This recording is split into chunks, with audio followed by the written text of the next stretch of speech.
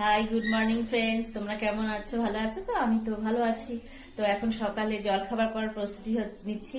আটা আর ময়দা মেখেছি। পরোটা হবে আজকে, আর সবজি পেঁপে আলুর তরকারি হবে।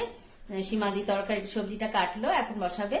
ওকে, তারপরে জল খাবারটা একটু তাড়াতাড়ি করি, মা খায়, মা তো খায়, তারপরে হাজবেন্ড খেয়েও যায় হচ্ছে, এই জন্য এখন পরোটাটা বেলবো আর সবজিটা বসাবো।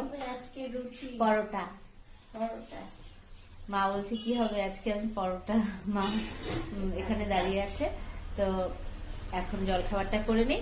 ওকে, তো মাকে পরোটা সবজি আর গুড় একটু দিলাম। মা পরোটা খাচ্ছে আর আমি খাবো, আমি আর সীমাদি খাবো আর একটু পরে। তাই ওটা ভালো হয় না মনে হয়, ফুলে উঠে। ও আচ্ছা সব পরোটা আচ্ছা, একসাথে তেল দিয়ে স্বাদ আচ্ছা, হয়।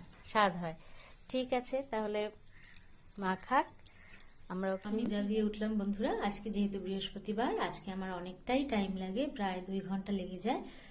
এই যে আমার সিংহাসন, এই যে আমার ঠাকুর, আর এইদিকেও আবার সিংহাসন, এটা মায়ের সিংহাসন।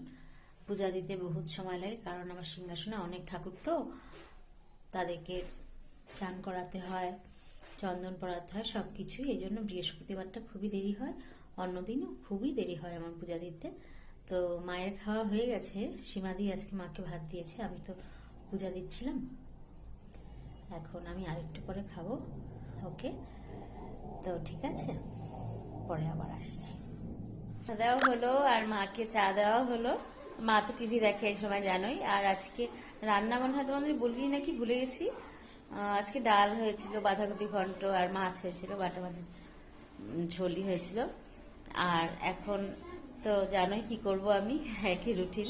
চা খাওয়ার পরে মায়ের চুলটা বাঁধবো, জামা কাপড় ভাঁজ করবো, তারপরে টিভি দেখবো।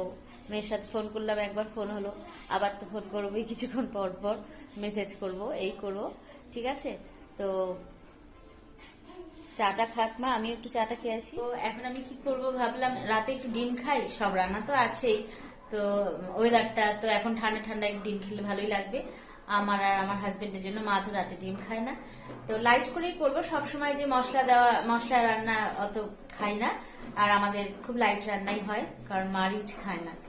তো এই যে কেটে রেখেছি এখানে পেঁয়াজ কুচি, টমেটো, লঙ্কা, আদা কুচি, রসুন কুচি, ব্যাস আর কিচ্ছু না।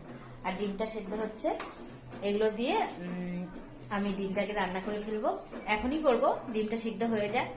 ওকে, কারণ রাতে আজকে খুব ডিম খেতে ইচ্ছা করছে, জানি না কেন। ঠিক আছে, তো আমার ডিম রান্না রেডি, ডিম রান্না হয়ে গেছে। দেখছো তো যে মাখা মাখা করছি, একদম কারি করেছি। আর মশলা দেই না, রাতে যদি কিছু করি আমি কোনো মশলাই দেই না। এই ডিমের জন্য একটু পেঁয়াজ কুচি, আদা কুচি, রসুন আদা কুচি, আর কি টমেটো কুচি, ব্যাস, আর লঙ্কা। এই দিয়ে হয়ে গেল আমার ডিম রান্না। আর ডালও আছে, তরকারি আছে, মাছও আছে। ওকে, তো একটু ডিম খেতেও ভালো লাগে এই টাইমটা, শীতকালের পরে আরো ভালো লাগবে। তো এখন ডিম রান্না আমার হয়ে গেল। এখন ওই জামা কাপড় ভাঁজ করবো, মায়ের সাথে টিভি দেখবো, এই করবো, সেরকম কিছু নেই। ভাত তো এখন অনেক দেরি আছে, ভাত করব। ওকে, তো আজকে এটুকুই থাক, কালকে আবার আসবো। আমার ভিডিও অবশ্যই দেখো। ওকে, চ্যানেলটাকে সাবস্ক্রাইব করো। ঠিক আছে, তোমরা ভালো থেকো, টাটা।